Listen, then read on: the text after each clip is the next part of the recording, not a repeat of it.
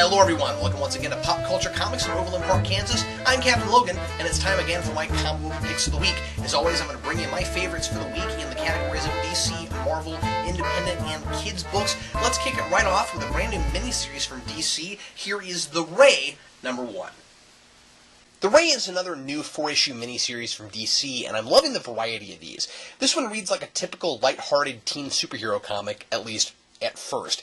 You've got a kid who gets superpowers on accident. Those powers complicate his life, and he deals with the same stuff regular teenage boys deal with, only it's harder and more complicated for him because of this new blessing or curse he has, which might feel like either depending on the circumstances. In this case, our hero is Lucian, who's hit by an experimental device he nicknames the Sun Gun, which gives him the ability to move and think at the speed of light. It also comes with the unfortunate side effect of making it so he can't wear clothes, because they just disintegrate whenever they touch his body.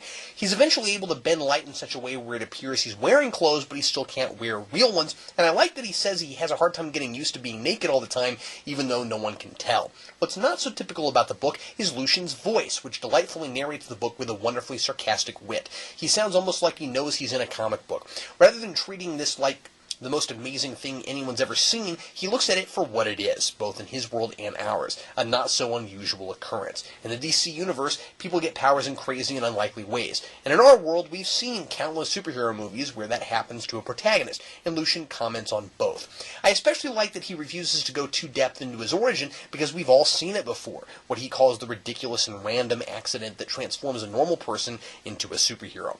But if we've seen all this before, then the question becomes, who cares? Well, again, he's fun to read, almost just because he picks up on that, but the last quarter of the book is pretty unusual, disconnected completely from the rest, where we get the backstory for our villain, a morally reprehensible filmmaker who shoots real horrific events for his own pleasure and even creates them.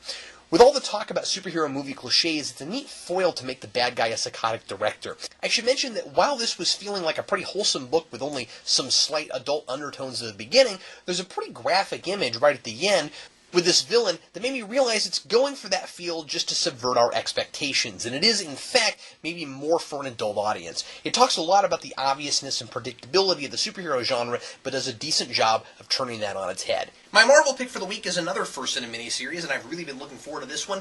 Luckily, was not disappointed. Here is Carnage USA, #1. Carnage is one of the most twisted villains in Marvel's lineup, if not the most twisted. I really enjoyed Zeb Wells and Clayton Crane's Carnage miniseries that preceded this, but what I missed from that one was, well, the Carnage, both the character and the physical carnage that comes with him. It was largely a Spider-Man-Iron Man team-up story that had the symbiote at its center, but mostly served to bring Cletus Cassidy back so he could be used in the Marvel Universe again. Now that same team is putting him right at the forefront, right from the first issue, and he's just as terrifying as I remember. Maybe even a little more so, since the limits of his twistedness can be pushed a little further than most stories were willing to go in the 90s, when a lot more kids were likely to have been reading Spider-Man. Now Carnage is loose and he's finally thinking big. He wants to rule the world. But not like Dr. Doom might try to rule the world. He wants to spread his symbiote and take everything over. Assimilate people, kind of like the Borg. But Carnage is even scarier, because if he gets in your mind, he instantly drives you mad, because that's what he is. Imagine a bunch of psychotic zombies controlled by Cletus Cassidy. That's the threat the Avengers are faced with here. At first, I resisted the idea that this would be an Avengers story and not just a Spider-Man story. Lately, it seems like Spider-Man always has to have the Avengers in his book, and he can't just fight his greatest foes by himself anymore. But I quickly latched on to what Wells was doing here as Wolverine talks complacently as if taking out Carnage is just another day at the office, and Spider-Man tries to explain that no one understands Carnage like he does, and whatever happens, it won't be a routine mission. Carnage takes over a small Midwestern town, terrorizing an old couple by forcing them to sit with him on their porch swing and turning them into his slaves. What he says to them is demeaning and awful, and it's also clearly the tamest thing we're going to see in this mini. Crane uses the same painted look with the art he did in the last mini, but it's a little less detailed here and the colors are more muted. I get the sense that he wants this to be a more dreary atmosphere than before. I enjoyed the dementedness of this book juxtaposed with the typical jokiness of some of the Avengers, like Hawkeye complaining about how the Thing always tells the same jokes when he's brought in to help. And the cliffhanger is wonderfully creepy. I'm looking forward to more. And now my indie pick for the week. Here is Dark Horse's The Strain, #1. This is the comic adaptation of the best-selling series of novels by Chuck Hogan and Hellboy director Guillermo del Toro. I knew next to nothing about the books before reading this comic, save that it's a vampire series, and I really enjoyed this. It starts off with a bizarre and fascinating tale about a man in the 19th century born with a rare disease that turned him into a giant. He went into the woods with his father and some other men, and everyone but him were slaughtered, their heads crushed, but nothing taken or eaten in a bizarre mystery. He was known in his community as a good man and a friend to all the children before this, but then when he returned, all that changed, and instead, children began to disappear. Fast forward to the present, and a bizarre incident with an airplane in which everyone dies from unknown causes. There's also, bizarrely, a coffin involved. By the end of the issue, we discover that these two incidents are somehow related, though I won't give away how we discover that because it's a good cliffhanger.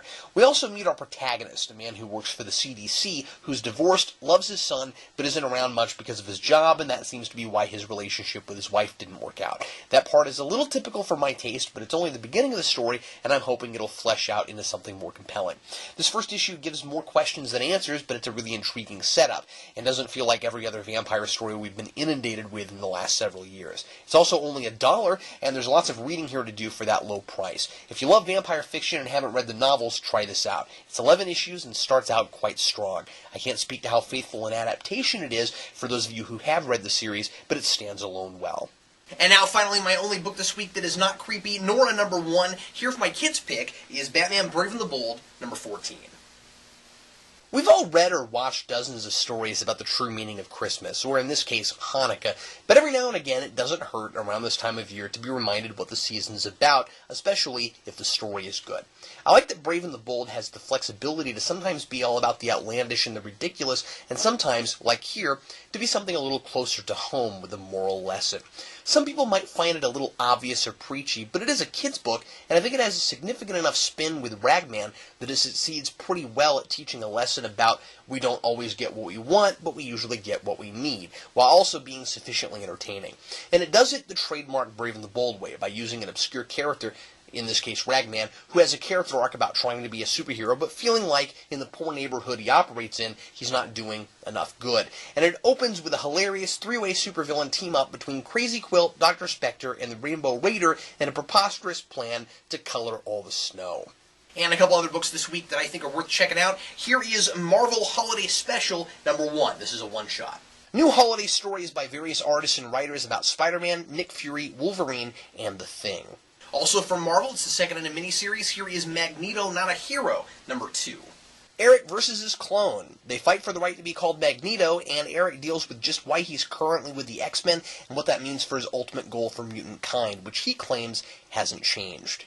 And finally from Image, the fantastic Red Wing from earlier in the year in trade paperback. The full, brilliant 4-issue sci-fi miniseries about a futuristic squadron of time-traveling pilots by Jonathan Hickman. Well, hey, that's it for my reviews and recommendations this week. If you're ever in the Kansas City area, we check out Pop Culture Comics in Overland Park, Kansas. It's my favorite place to get comic books, and of course, where I am at this very moment. If you're watching this on the Pop Culture website, you've never watched Geekvolution before, please go to youtube.com/Geekvolution and watch some of our other videos. Also, you can check us out at wearegeeksnotnerds.com, and you can follow us at Twitter, and that's at Geekvolution. If you are not in the area, be sure to support your own local comic book store, and thanks, as always, for watching. I'm Captain Logan, and happy reading.